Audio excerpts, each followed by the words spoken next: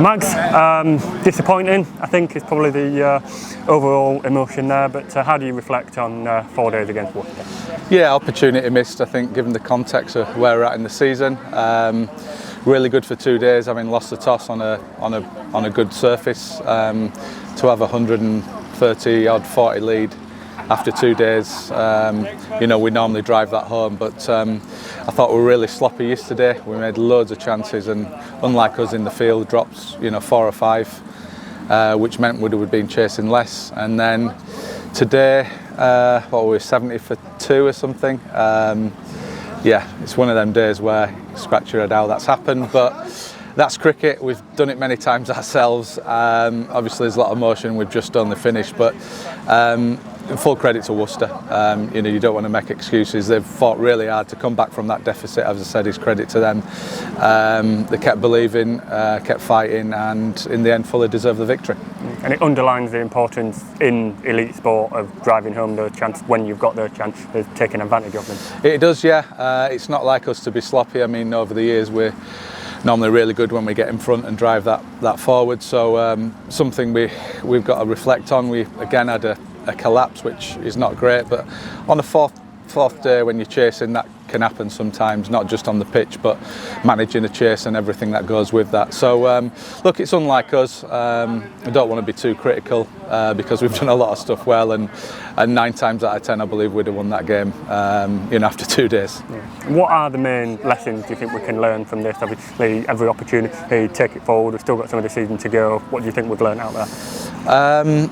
You can't take anything for granted in professional sport or cricket. We've seen it with our own side coming back from miraculous deficits and near-dead positions. And I don't know, it's a question maybe for the guys, but subconsciously we maybe thought 140 lead, it's turning, we've got Harmer, Critchley, the game's done. I hope we didn't think that. I don't think we would have done. And as I say, I don't want to take any credit away from Worcester, but when you're in that position, you've got to drive it home. And as I say, 4 or 5 drop catches yesterday is unlike us.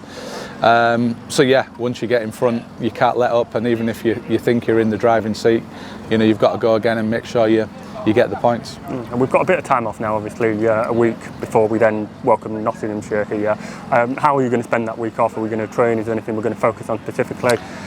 No, it's always planned as a week off. Obviously it's been a busy season, and after a defeat like this, in my experience, getting back in the net straight away is not the way forward.